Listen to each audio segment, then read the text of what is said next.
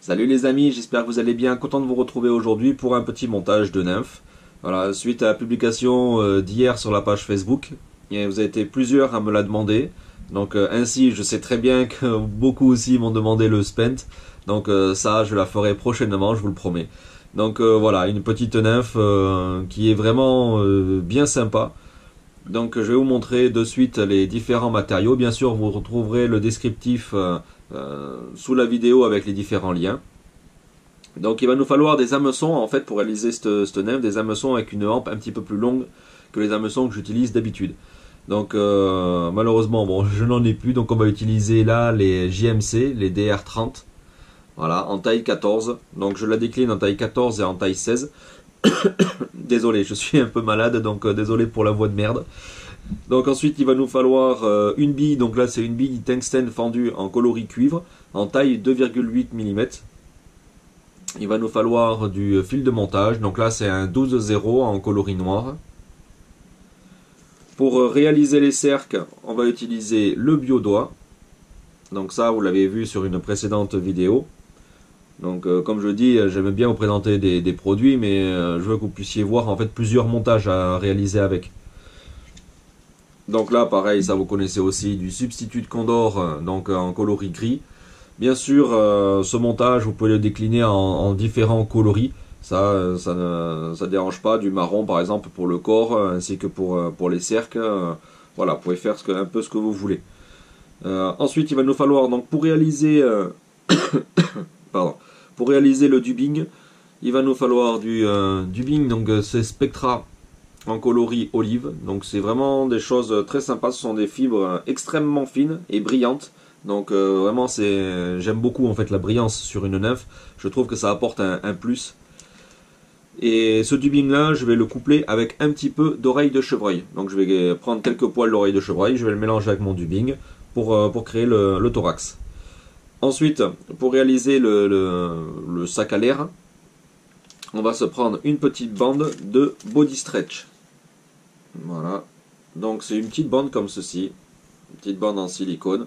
Voilà, c'est assez élastique, c'est extrêmement fin, ça là il fait 4 mm de largeur, donc il y a différents coloris, donc celui-ci, bon, coloris naturel, j'en ai d'autres par exemple, un coloris marron, voilà, et ça c'est vraiment sympa pour réaliser une sorte de carapace, donc si vous faites des gamards par exemple, ça c'est bien, je vous montrerai sûrement un montage de gamard, et ça sert beaucoup. Également, donc ça vous le verrez prochainement, hein, sur le spent, j'en utilise aussi, donc c'est quelque chose de très très léger. Voilà. Donc à titre d'info, ici j'ai monté pratiquement 10 imitations, voilà ce qui me reste. Hop, et dans un sachet vous avez beaucoup de bandes, donc vous avez de quoi en faire un bon paquet. Et on va terminer en fait par une petite goutte de résine UV, donc de la marque Laser, en coloris métal. Donc ça c'est les nouveaux coloris qui existent, il y en a trois. Donc il y a le coloris or, argent et celui-ci, le cuivre. Voilà, donc vous allez voir un petit peu le fait que comment ça rentre très très bien et surtout comment ça se fixe très facilement. Allez, et bien passons de suite à la partie montage. Donc on commence par placer l'hameçon dans les morts de l'étau avec la bille et on fixe le fil de montage. Je coupe l'excédent.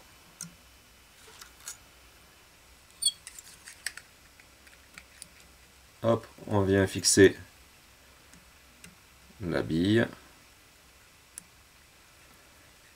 Voilà.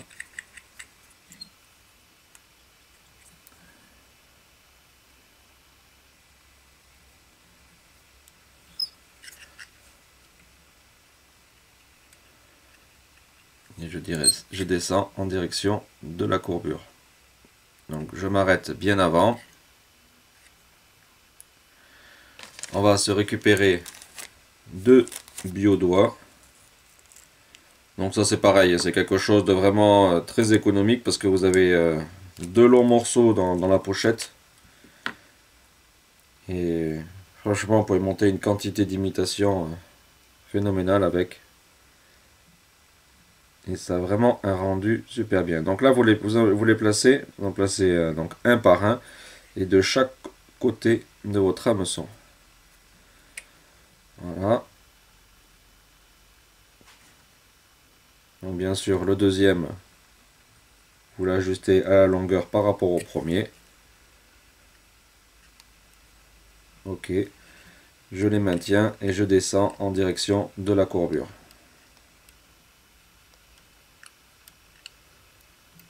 Voilà. Donc on m'a reposé dernièrement la question, donc je le dis encore, la courbure en fait c'est l'endroit, donc là c'est un hameçon avec ardillon, et si je l'enlève, on s'aperçoit, voilà, que la courbure, hop là, que la courbure c'est vraiment l'endroit où se situe l'ardillon. On le voit derrière.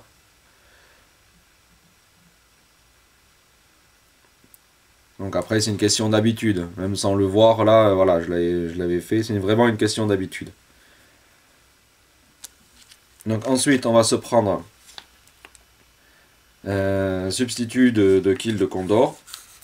Donc on va se prendre un Herle. Là aussi, petite astuce, parce que ça on me le demande très régulièrement, il y a un sens d'enroulement, pour que vous puissiez voir les barbules. Parce qu'en fait vous pouvez utiliser un Herle et l'enrouler dans un sens ou dans l'autre. Vous aurez soit un corps lisse, soit un corps avec les barbules, donc segmentés.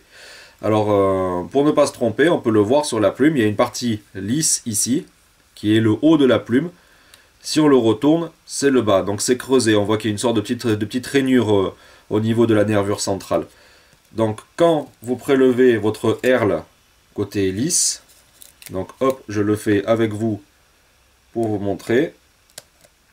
Je le prélève et je garde en fait la position, donc la partie lisse vers le haut. Et c'est cette partie-là qui va avoir les barbules. Sur certains Herles, comme celui-ci, qui sont teintés, donc ils sont teintés dans la masse, ça veut dire qu'en fait on ne voit pas les barbules, le coloris noir des barbules ressortir. Donc ça vous permet vraiment de savoir où vont être situées votre barbule. Donc les barbules vont être situées en haut et on le place comme ça sur l'hameçon. Donc là je remonte et je n'ai pas coupé encore les biodoigts pour m'en servir en fait pour réaliser un sous-corps. Voilà. Et là maintenant je coupe l'excédent. Donc avec du fil je viens faire un sous-corps légèrement conique. Bien sûr je ne remonte pas jusqu'à la bille. Voilà, une dernière fois. Zo. Maintenant je vais me prendre une petite goutte de colle. Donc ce qui va permettre en fait de solidifier le montage et d'apporter beaucoup de durée de vie à votre imitation. Donc c'est de la colle un peu de type cyano. Vous pouvez très bien la remplacer par du vernis. Voilà, surtout n'oubliez pas de reboucher le tube. Ça m'est arrivé plusieurs fois. Donc là, on prend et on vient enrouler notre quille pour réaliser le corps. Et là, on peut voir qu'on a les petites barbules. Dedans, je tourne un peu pour couper l'excédent. Je redescends un petit peu. On va prendre notre petite bande de body stretch. Donc là, je bataille pas. Il ne faut pas chercher à économiser. Donc, hop, vous allez voir, je laisse dépasser de quelques millimètres. Ce n'est pas bien grave, comme je vous dis, vous avez largement de quoi faire des imitations. Vous le maintenez bien de part et d'autre et vous le fixez assez solidement. Ensuite, je prends l'excédent, donc la partie avant, je tire dessus, comme c'est un peu élastique, et je viens couper. Voilà. Donc là, je continue à fixer histoire d'apporter de la solidité. Donc là, on peut voir que j'ai eu quand même pas mal de passages. Donc si vous utilisez un fil de gros diamètre, vous allez réaliser une boule ici et vous aurez plus de place pour mettre votre dubbing. C'est pour ça que l'utilisation d'un fil fin est vraiment intéressant. Là, je me réalise une boucle à dubbing. Voilà. Dans laquelle je viens placer mon petit twister.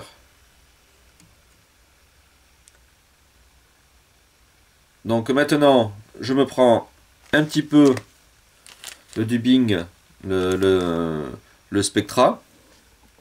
Donc comme je répète, c'est un dubbing synthétique dans lequel je vais placer quelques poils d'oreille de chevreuil, pardon. Oui, et justement, vous pouvez le remplacer si vous n'avez pas d'oreille de chevreuil, vous pouvez très très bien le remplacer par de l'oreille de lièvre. Moi j'utilise l'oreille de chevreuil parce que les poils sont plus courts, sont un peu plus drus. Voilà. Et le coloris aussi me convient parfaitement, c'est un peu plus foncé. Donc là je place une petite mèche.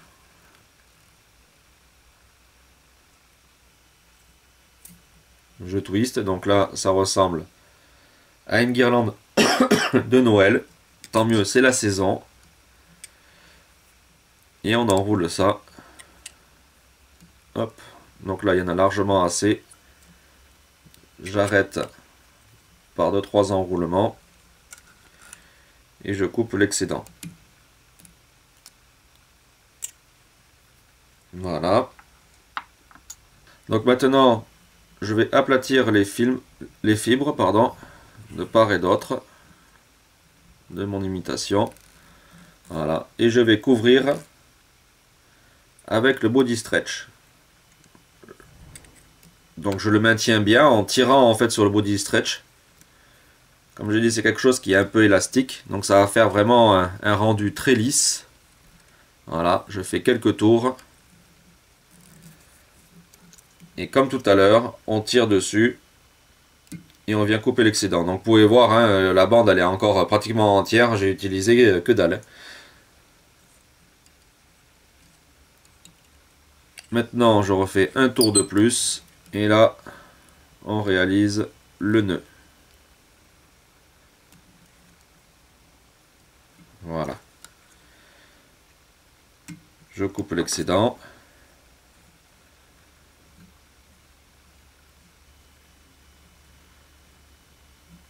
Donc voilà, je descends bientôt en faisant attention que l'on n'ait rien sur le dessus, parce qu'en fait quand on va placer le vernis, sinon après ça va ressortir. Donc là je vais me prendre une petite goutte de résine UV. Par contre, comme je l'avais déjà dit, il faut bien mélanger le produit avant l'utilisation. Donc comme à mon habitude, je place une petite goutte sur ma petite plaque transparente. Après, j'ai plus qu'à prendre une aiguille et à polymériser tout ça. Donc, on le place bien sur le dessus. N'essayez pas de couvrir votre imitation en une fois. C'est un très très bon pouvoir couvrant, mais vous obtiendrez le meilleur résultat en faisant 2 micro-couches. Donc là, hop, on polymérise de suite. Ça sèche, ça se fixe vraiment très très rapidement. Hop. Voilà. Et là, je place la deuxième. Histoire de faire une jolie petite carapace. Je remonte même un peu sur la bille.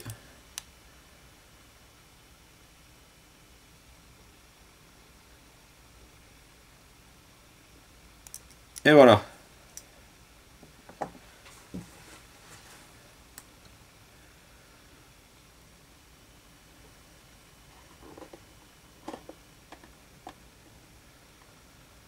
Donc maintenant, vous pouvez très bien enlever les fibres plus longues. Personnellement, je les laisse. Ça crée les petites pattes. Voilà les amis, cette nef est maintenant terminée. J'espère que la petite vidéo vous aura plu. Vous me le direz dans les commentaires. Donc voilà, vous avez vu l'utilisation de nouveaux matériaux que je ne vous avais pas encore présenté. Et en tout cas, bon, moi c'est une nymphe qui me plaît beaucoup. Comme je disais, ce n'est pas en fait les hameçons que j'utilise normalement. Bon, ceux-ci ont un ardillon, je vais l'écraser de suite. Mais bon, voilà, le but c'est en fait d'avoir une nymphe un petit peu plus longue, avec un corps un petit peu plus long que si on le montait sur un hameçon standard. Voilà, et le corps serait un peu plus ramassé. Donc bon, mais j'espère que ça vous a plu. On se retrouvera très très prochainement pour une autre vidéo de montage. Cette fois-ci, promis, ça sera le spent qui m'a été chaudement demandé.